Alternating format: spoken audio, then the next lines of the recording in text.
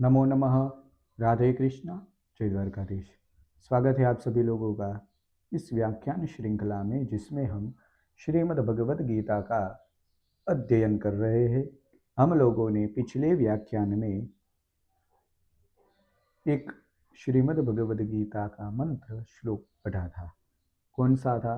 वेदा विनाशिनम नित्यम यत् एनामजमव्ययम कथम स पुरुषः पार्थ कम घातयति हन्तिकम। जिसके जिस श्लोक से बहुत सारी बातें भगवत पाद आद्य शंकराचार्य जी ने शांकर भाष्य में बताई थी। कई लोगों को वह बात अपने दिमाग में आई होगी, कई लोगों को वह बात ऊपर से चली गई होगी। हालांकि वह बात बहुत रूप से बहुत बहुत ज्ञानी व्यक्तियों के लिए थी कि जो व्यक्ति छोटी छोटी बातों में भी आक्षेप कर लेते थे, उन व्यक्तियों के लिए। जो अज्ञानी व्यक्ति थे उनको बहुत सारी बातें समझानी पड़ती है। उस बात का वहाँ पर निर्णय दिया गया था। इसलिए क्या होता है संन्यास, क्यों त्याग करना चाहिए, क्यों ज्ञानी व्यक्ति क्या है, अज्ञानी व्यक्ति क्या है, और कौन से कर्म को त्याग करना चाहिए। फिर अंत में शंकराचार्य जी ने बताया था कि हम वह बात बाद में देख लेंगे। अब हम यहाँ पर पूर्व पक्ष और उत्तर पक्ष यानी सिद्धांत पक्ष के बारे में जानते हैं। क्या होता है पूर्व पक्ष, क्या है होता है उत्तर पक्ष या सिद्धांत पक्ष। पूर्व पक्ष वही होता है जिसमें हम कुछ आक्षेप कर ले अपनी असद बुद्धि से, या तो फिर जब आद्य शंकराचार्य जी महाराज यह भाष्य लिखते होंगे, तब इसी बात का किसी ने आक्षेप किया होगा, या तो फिर आद्य शंकराचार्य जी महाराज को यह लगा होगा कि कोई व्यक्ति इसी तरह इस बात से आक्षेप करता हो, तो उन्होंने उस बात को सोचकर पहले पूर्व पक्ष में के रूप में रख दिया होगा और फिर बाद में अपना सिद्धांत पक्ष दे दिया होगा।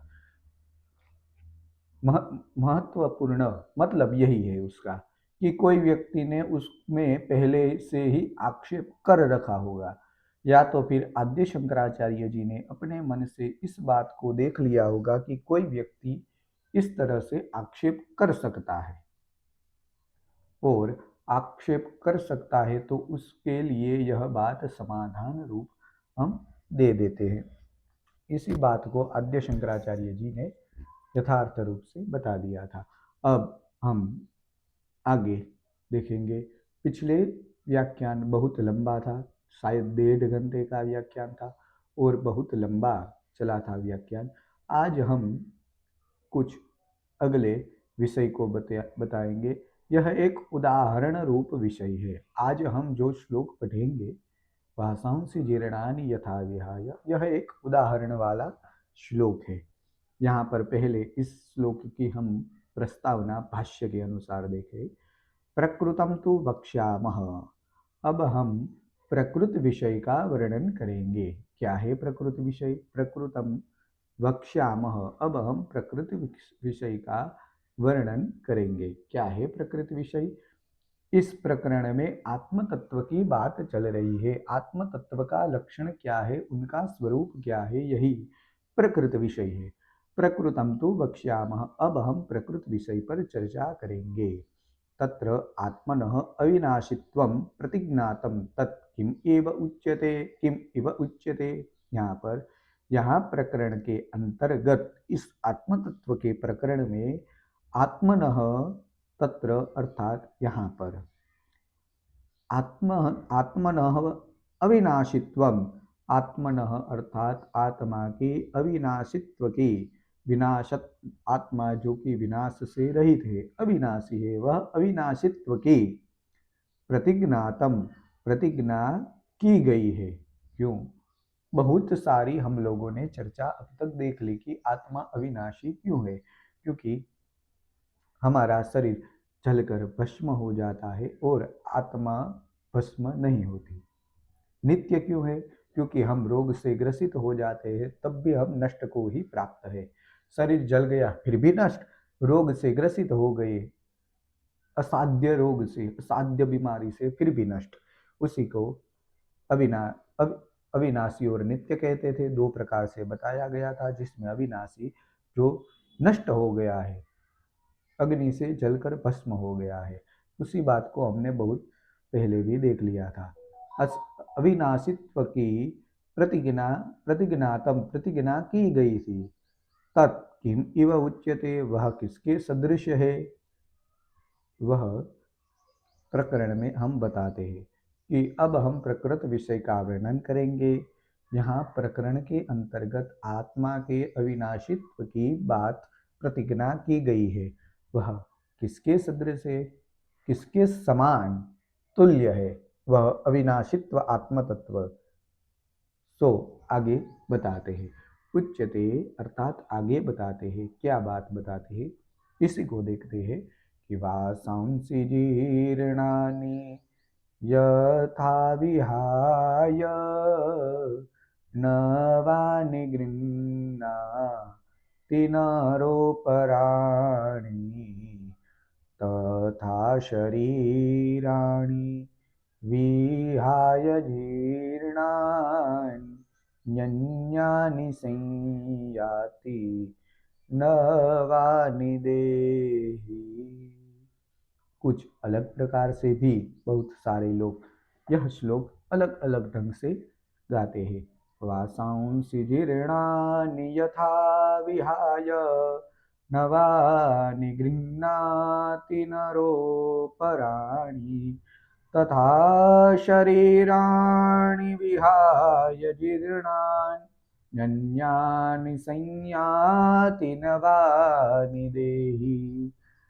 यह श्लोक आत्म तत्व की निर्विकारता को जो वर्णन हुआ है, इस श्लोक में उसी का दृष्टांत रूप से वर्णन करते हैं। एक उदाहरण के दृष्टांत देकर उसी आत्म तत्व की अविनाशत्व अर्थात निर्विकारता का वर्णन करते हैं। वासांसी, पहले हम पदच्छेद कर लेते हैं। यहाँ पर है वासांसी जीर्णानि, फिर है यथा विहाय नवानि गृह्णान्ति, और यहाँ पर है नरः अपराणि, फिर है तथा शरीराणि विहाय जीर्णानि अन्यानि संयाति नवानि और देहि। यह बात बताई है। सामान्य रूप से यहाँ पर एक जीर्णानि अन्यानि संधि है और नरः अपराणि, यहाँ पर आपको यह अवग्रह दिखाई देगा जो कि अकार है। अवग्रह मतलब अकार, यहाँ पर अपराणी शब्द है, लेकिन अकार, कुछ लोग अकार को लोप मान लेते हैं, कुछ लोग अवग्रह के रूप में बता देते हैं कि यहाँ पर अकार निश्चित रूप से दिया है। आइए अब इस श्लोक को हम देख लेते हैं। यहाँ से नरः अर्थात मनुष्य, नरः अर्थात मनुष्य, यथा जीर्णानि वासांसि, मनुष्य जिसे पुराने कपड़े को, नरः अर्थात मनुष्य, यथा जैसे जीर्णानि जीर्ण हो गया हुआ, वासांसि वस्त्र को, विहाय त्याग कर देता है, कपड़ों को छोड़ देता है, और नवानि गृह्णाति, अपराणि, अपराणि मतलब अपर दूसरे, नवानि गृह्णाति नए कपड़े को धारण करता है, नवानि अर्थात नए कपड़े, तो कपड़े को गृह्णाति ग्रहण करता है, धारण करता है। उदाहरण यह है कि मनुष्य यथा जैसे जीर्णानि वासांसि विहाय, जीर्ण हो गए वस्त्र को त्याग देता है, छोड़ देता है, और अपराणी अन्य दूसरे, नवानी नवीन वस्त्र को गृह्णाति ग्रहण करता है, धारण करता है। यहाँ पर यथा शब्द दिया है तो निश्चित रूप से यहाँ पर तथा भी दिया होगा। तथा ऐसे ही देही, देही मतलब देह में रहने वाली आत्मा, तथा देही ऐसी ऐसे ही देही आत्म तत्व जीर्णानि अर्थात पुराने शरीराणि विहाय, जीर्णानि शरीराणि विहाय, जीर्ण हो गया यह जरा अवस्था को प्राप्त हो गया यह शरीर त्याग देती है, तथा उसी प्रकार तथा देही उसी प्रकार आत्मा जीर्णानि जीर्ण हो गया हुआ यह शरीराणि यह शरीर विहाय त्याग देती है, और अन्यानि संयाति नवानि अन्यानि नवानि संयाति, और अन्य नवीन नए शरीर में चला जाता है। अन्यानि अन्य, यहाँ पर अन्यानि अन्य नवानि नवीन शरीर में संयाति चली जाती है, वह आत्मा अन्य नए नए शरीर को धारण कर लेती है। समझ गए आप? फिर से नरः मनुष्य यथा जैसे जीर्णानि जीर्ण हो गए वासांसी वस्त्र को विहाय त्याग देता है छोड़ देता है, और अपराणी अर्थात दूसरे नवानी नवीन वस्त्र को गृह्णाति ग्रहण कर लेता है धार लेता है, तथा उसी प्रकार जिस प्रकार मनुष्य जीर्ण हो गए वस्त्र को त्याग देता है और नवीन वस्त्र को धारण करता है, उसी प्रकार देही अर्थात यह आत्म तत्व जीर्णानि शरीराणि विहाय, जीर्ण हो गया हुआ जरा अवस्था को प्राप्त हो गया वृद्धावस्था को प्राप्त हो गया यह शरीर को त्याग कर अन्यानि अन्य नवानि नए शरीर को संयाति अन्य नए शरीर में चला जाता है, अन्य नए शरीर को ग्रहण कर लेता है। उसकी यह बात है। यहाँ पर भाष्य में बहुत ही अब छोटे छोटे श्लोक हो गए। वासांसी का अर्थ बताते हैं भाष्यकार वस्त्राणि।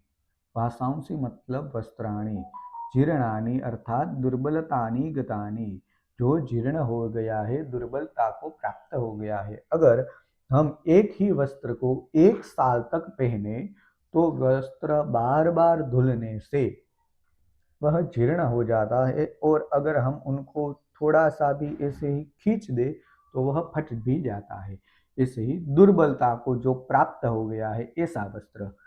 वासांसी वस्त्राणि जीर्णानि अर्थात दुर्बलताम गतानि, दुर्बलता को प्राप्त हो गया प्राप्त दुर्बलता को छोड़ दिया दुर्बलता को धारण कर लिया गया दुर्बलता को प्राप्त हो गया, यथा लोके विहाय यथा जैसे लोक में संसार में विहाय अर्थात परित्यज्य त्याग करके नवानी अभिनवानी अर्थात नए नए गृह्णाति ग्रहण कर लेता है, उपादत्ते है धारण कर लेता है आदान कर लेता है, नरः अर्थात पुरुषः अपराणी अर्थात अन्यानि तथा तद्वद एव।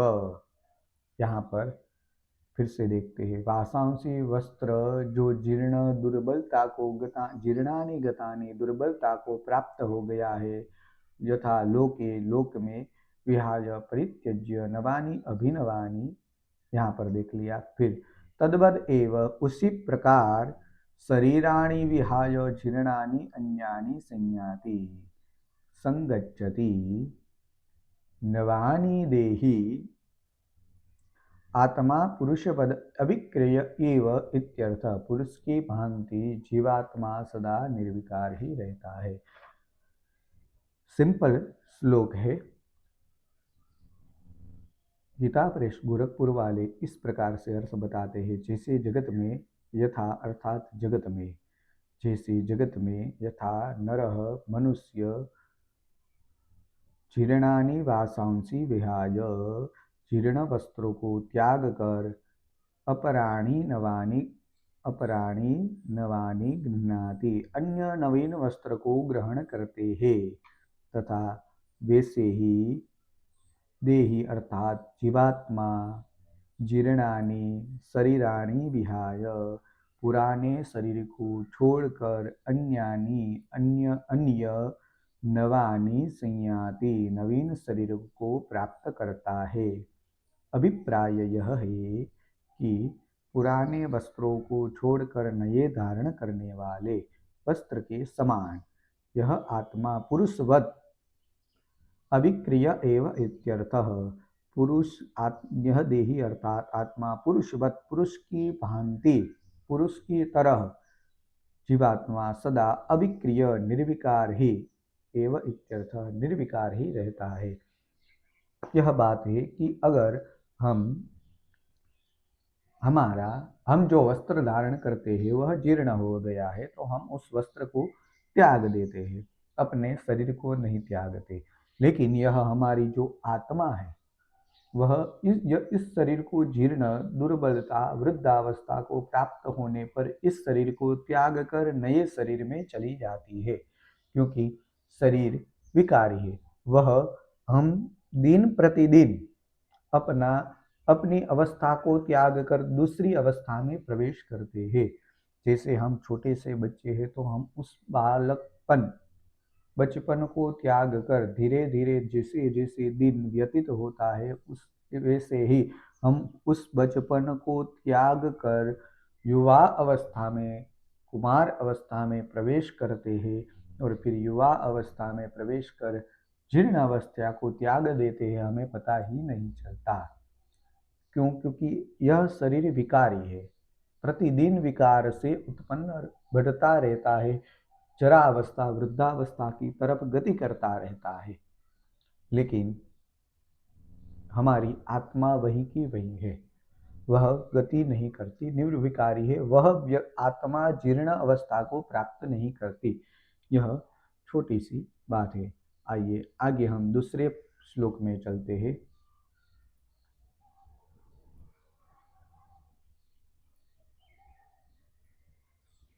कस्मात् अविक्रिय एव इति, आत्मा सदा निर्विकार किस कारण से है? कस्मात्, किस कारण से, अविक्रिय निर्विकार एव इति, यह आत्मा है। किस कारण से यह आत्मा निर्विकार है? आह, तो यह बताते हैं। हमने देखा कि आत्मा निर्विकार है, पिछले शब्द में यहाँ पर देखा था पुरुषवद एव अविक्रिय एव इत्यर्थ, पुरुष की भांति जीवात्मा सदा निर्विकार ही रहता है। यह जीवात्मा और परमात्मा दोनों एक ही है। हम अद्वैत वेदांती यह बात मानते हैं कि आत्मा और परमात्मा एक ही है और जीवात्मा और परमात्मा आत्मा एक ही है। तो यह आत्म तत्व जीवात्मा सदा निर्विकार ही रहता है। क्यों? यह आत्म तत्व सदा निर्विकार किस कारण से है? सो आगे 3 श्लोक में आत्म तत्व की निर्विकारता को बताएंगे। आगे निर्विकारता का पहले दृष्टांत रूप शरीर की निर्विकारता का वर्णन करके अब आगे के 3 श्लोक के अंदर उसी का प्रकारांतर से उसी प्रकार से वर्णन करते हैं, निर्विकारता का वर्णन करते हैं। आइए देखते हैं। आह अर्थात कहते हैं किस प्रकार से यह आत्म तत्व निर्विकारता है, निर्विकारी है। तो नैनं छिन्दन्ति शस्त्राणि, नैनं दहति पावकः, न चैनं क्लेदयन्त्यापो, न शोषयति मारुतः। नैनं छिन्दन्ति शस्त्राणि, नैनं दहति पावकः, न चैनं क्लेदयन्त्यापो, न शोषयति मारुतः। यहाँ तक। आइए इस श्लोक का पदच्छेद कर लेते हैं। न, यहाँ पर है न एनम छिन्दन्ति शस्त्राणि, न एनम दहति पावकः, न च एनम क्लेदयन्ति आपः, न शोषयति मारुतः। यहाँ पर 4 विभाग है और चारों विभागों की एक एक क्रिया है, अर्थात एक ही श्लोक में हम ऐसा मान ले कि 4 वाक्य है। यहाँ पर छिन्दन्ति एक क्रिया है, फिर है दूसरी क्रिया दहति, तीसरी क्रिया है क्लेदयन्ति, चौथी क्रिया है शोषयति। यहाँ पर संधि है, क्लेदयन्ति आपः, क्लेदयन्त्यापो शब्द बना हुआ है। आइए इसी श्लोक को हम देख लेते हैं कि इसका सामान्य पदार्थ, सामान्य अर्थ किस रूप से दिया हुआ है। शस्त्राणी अर्थात बहुत सारे शस्त्र। अस्त्र शस्त्र का हमने भेद जान लिया था, तो उसी पर न चर्चा करते हुए शस्त्राणी, यहाँ पर बहुवचन है, बहुत सारे शस्त्र, एनम इस आत्म तत्व को न छिंदंती छेद नहीं सकते, इस शरीर को काट नहीं सकते, शरीरी अथवा आत्म तत्व को काट नहीं सकते। कोई भी शस्त्र हो या फिर अस्त्र हो, इस आत्म तत्व को काट नहीं सकते। और एनम इस आत्म तत्व को पावकः, पावकः मतलब अग्नि, न दहती, इस अग्नि इसको, इस आत्म तत्व को जला सकती नहीं। पावकः अग्नि, यहाँ से पावकः अग्निदेव, एनम इस आत्म तत्व को न दहती जला नहीं सकते। कोई भी शस्त्र इस आत्म तत्व को काट नहीं सकता, नुकसान नहीं पहुंचा सकता, नष्ट नहीं कर सकता, और अग्नि तत्व इस आत्म तत्व को जला नहीं सकता, इस जीवात्मा को जला नहीं सकता। यहाँ पर निर्विकारता की बात चल रही है। क्यों? ये आत्म तत्व निर्विकारी है, क्यों इसमें विकार नहीं आता। अगर हमको शस्त्र लगता है तो हमें, हमारे यहाँ कट हो जाती है। अगर हम तलवार से खेलते हैं और तलवार थोड़ी सी भी इस हाथ की अंगुली पर लगे तो ये अंगुली कट जाती है। अगर अग्नि का थोड़ा सा भी अग्नि हम यहाँ पर रख दे तो 1 ही या 2 ही सेकंड में ये पूरा भाग जल जाएगा, क्योंकि ये शरीर है। लेकिन आत्म तत्व नहीं जलेगा। आत्म तत्व में पीड़ा नहीं होगी, हमारे मन मस्तिष्क बुद्धि में पीड़ा, शरीर में पीड़ा अवश्य महसूस होगी। इसी बात को और कहते हैं आपह, यहाँ पर है च, च मतलब और, आपह अर्थात जल, एनम इस आत्म तत्व को न क्लेदयंती, जल इस आत्म तत्व को गीला नहीं कर सकता। क्यों? क्योंकि अगर हम अपने शरीर में जल द्रव्य है, जल है, इस जल को इस शरीर से स्पर्श कराएंगे तो ये गीला हो जाएगा। लेकिन हमारी आत्मा है, जीवात्मा, वो अंदर है, वह गीली नहीं होगी, उसको वह गीलापन महसूस नहीं करेगी। केवल जल ही, केवल अपना शरीर ही गीलापन महसूस करता है, क्योंकि शरीर विकारी है और आत्म तत्व निर्विकारी। और मारुतः, मारुत मतलब पवन, वायुदेव, मारुतः वायुदेव न शोषयति, इस आत्म तत्व को सुखा नहीं सकता। शरीर है, उस पर अगर जल से वह गीला हो जाए तो पवन वायुदेव है, इस शरीर को सुखा देता है। लेकिन आत्म तत्व गीला ही नहीं हुआ तो वायुदेव इस आत्म तत्व को सुखा ही नहीं सकता। मतलब और भी है, वायु इसको सुखा नहीं सकता, इस आत्म तत्व को वायु सुखा नहीं सकता। यह सामान्य अर्थ है। आइए हम भाष्यकार भगवत पाद आद्य शंकराचार्य जी महाराज इस श्लोक में किस प्रकार से भाष्य बताते हैं, देखते हैं। एनम, एनम मतलब प्रकृतम देहिनम, इस आत्म तत्व जो प्रकृतगत इस शरीर में आत्म तत्व है, देही अर्थात आत्म तत्व है, एनम शब्द से आत्मा को बताया गया है।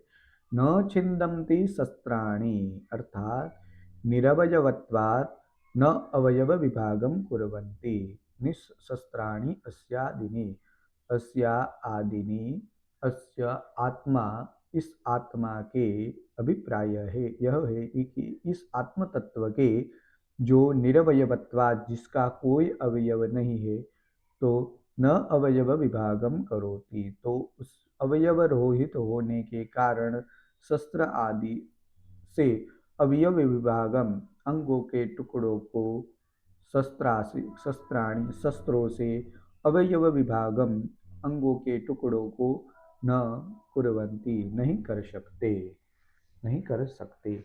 यह आत्मतत्व निर्विकारी है और अस्यादिनि इस आत्मतत्व को यह अभिप्राय है कि इस आत्मतत्व को जो निरवयवत्वात् अवयव रहित होने के कारण शस्त्राणि शस्त्रों से अवयव विभागम अंग के टुकड़े या अब इस आत्म तत्व को न कुर्वन्ति अंग के टुकड़े को अवयव विभाग अलग अलग पृथक पृथक काट नहीं सकते, उनका विभाग नहीं कर सकते, टुकड़े नहीं कर सकते।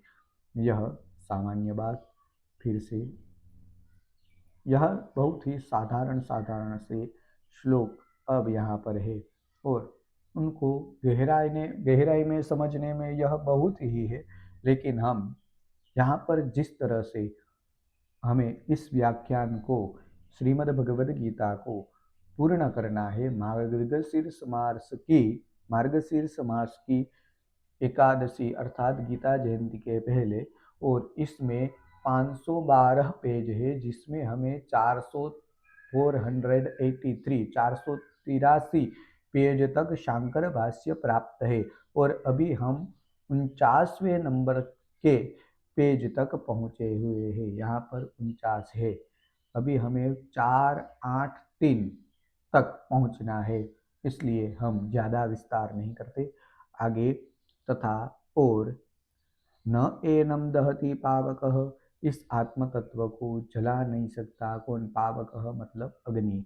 अग्नि अपि न भस्मी करोति, अग्नि भी इस आत्म तत्व को भस्मीभूत नहीं कर सकता।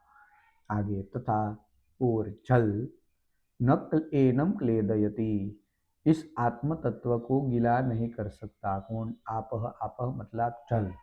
अपाम ही जल ही सावयवस्य वस्तुनो आर्द्रीभावकरणेन अवयव विश्लेषापादाने पादने सामर्थ्यम तद न निरवयवे आत्मनि संभवति, क्योंकि जल तत्व इसको गिला नहीं कर सकता। क्यों? क्योंकि यहाँ से सावयवस्य वस्तुनः, स अवयव अर्थात अवयव वाली वस्तु को ही आर्द्रीभाव करण, आर्द्री मतलब जल से भिगोकर उसके अंगों के अवयव विश्लेषापादने सामर्थ्यम, अंगों के पृथक पृथक कर देने में जो जल की सामर्थ्यता है, अपाम सामर्थ्यम अवयव विश्लेषापादने आर्द्रीभावकरणेन अवयव विश्लेषापादने अपाम सामर्थ्यम, अर्थात जल से गीला कर देने वाला जो भाव है, कर देने के द्वारा अवयव विश्लेषापादने, जल अर्थात अवयव अर्थात अपने अंग को आर्द्रीभाव करने न, वस्तु को अवयव भिगोकर उसके अंगों को पृथक कर देने से, अपाम सामर्थ्य जल की सामर्थ्य है, जिसमें जल का सामर्थ्य है, तद न निरवयवे अर्थात निरअवयवे जिसमें अवयव नहीं है, ऐसा आत्मनि, इस आत्मा तत्व में ऐसा न संभवती, ऐसा आत्म तत्व में होना संभव नहीं है। इसी बात को बताते हैं। जल इसको भिगो नहीं सकता, गीला नहीं कर सकता। क्यों? क्योंकि अवयव, क्योंकि जिसमें अवयव वस्तु को ही गीला करके उसके अंगों के पृथक कर देने में जिस जल की सामर्थ्यता है, क्यों? यह जल आपके शरीर के अवयव तत्व को अलग कर सकता है। तो हाँ, कर सकता है। कैसे कर सकता है? क्योंकि अभी नई नई टेक्नोलॉजी आ गई है, नए नए मशीनों का आविष्कार हो रहा है, जिसमें जल का फोर्स इतना रहता है कि अगर आप अपने शरीर से किसी उस जल के प्रभाव से, जल के फोर्स से किसी भी चीज को आप काट सकते हैं, पृथक कर सकते हैं। कोई भी उस जल का फोर्स इतना होता है कि हम लोखंड को भी काट सकते हैं। तो हम अगर उस जल का फोर्स हमारे शरीर पर पड़ जाए तो हम उस शरीर को भी वह जल काट सकता है, तो पृथक कर सकता है। इसलिए पहले ऐसा संभव होगा नहीं होगा पता नहीं है, लेकिन अभी वर्तमान में यह वस्तु संभव है। तो इसी की बात करते हैं।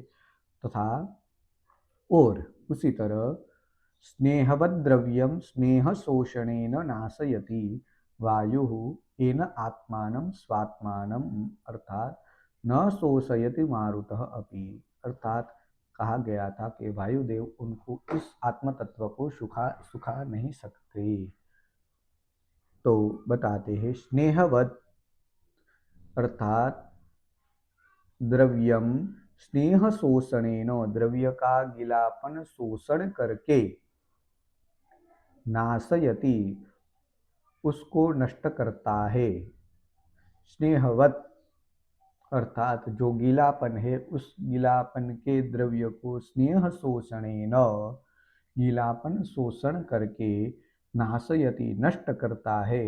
वायु एनम स्वात्मानम, अतः वायु भी इस स्वरूप इस आत्मा का शोषण नहीं कर सकता। एनम इस आत्मा का, स्वात्मानम वायु न शोषयति मारुतः अपि, इस वायु भी इस आत्म तत्व का शोषण नहीं कर सकता। कैसे? स्नेहवत अर्थात जिस तरह से यह आत्म तत्व गीलापन है तो वह गीलापन शोषण करके उसको नष्ट नहीं कर सकता। यहाँ पर बात है। तो हम लोगों ने 2 श्लोक का अध्ययन कर लिया, आधे घंटे से ज़्यादा समय हो गया। आगे के 2 श्लोक का अध्ययन हम अगले व्याख्यान में करेंगे। तो आज इस व्याख्यान को यहीं पर समाप्त करते हैं। आप सभी से निवेदन है कि यह व्याख्यान सभी लोगों तक पहुंचाइए, जिनसे कि वह सभी लोग श्रीमद् भगवद गीता का अध्ययन कर सके। तो हम फिर से नए व्याख्यान में नए भाग में मिलेंगे। तब तक के लिए नमो नमः। राधे कृष्ण। जय द्वारकाधीश।